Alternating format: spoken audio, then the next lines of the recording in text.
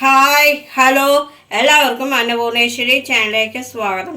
ഞാനിന്ന് ഉണ്ടാക്കാൻ പോണ ബീൻസ് കടലപ്പരിപ്പ് ഉപ്പേരിയാണ്. അതിന് വേണ്ട ഇൻഗ്രീഡിയൻസ്: ഇത് 1/4 കിലോ ബീൻസ് ഇതേപോലെ ചെറുതായി കഷ്ണങ്ങളായി മുറിച്ചത്,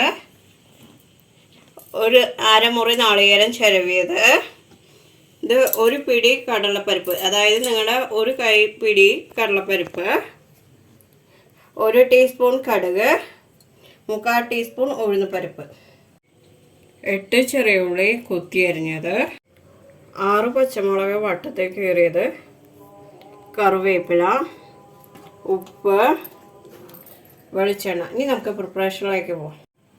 കടലപ്പരിപ്പ് ഇട്ടിട്ടുണ്ട്. നമുക്കിനി ബീൻസ് ഇടാം.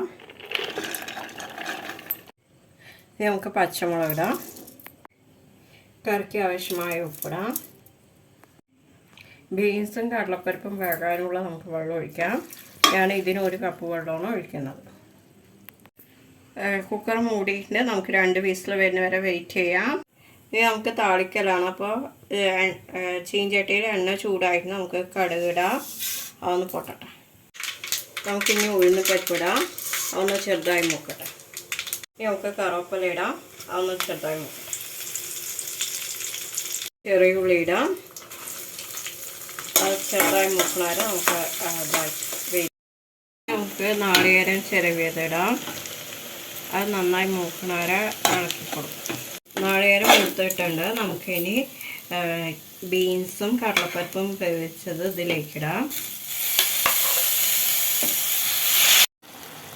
നന്നായി മിക്സ് ചെയ്ത് കൊടുക്കാം. അങ്ങനെ നമ്മുടെ ബീൻസ് കടലപ്പരിപ്പ് ഉപ്പേരി റെഡി ആയിട്ടുണ്ട്. ഇത് സിമ്പിളാണ്, ടേസ്റ്റിയാണ്. ഇഷ്ടപ്പെട്ടവർ ലൈക്ക് ചെയ്യുക, ഷെയർ ചെയ്യുക, കമൻറ്റ് ചെയ്യുക. സബ്സ്ക്രൈബ് ചെയ്യാത്തവർ സബ്സ്ക്രൈബ് ചെയ്യാൻ തൊട്ടടുത്ത് ബെൽ ബട്ടൺ ഓൾ എന്നുള്ളത്. അപ്പോൾ ഞാനൊരു പുതിയ വീഡിയോസ് നിങ്ങൾക്ക് നോട്ടിഫിക്കേഷൻ ആയിട്ട് വരും. എല്ലാവർക്കും ഗുഡ് ബൈ.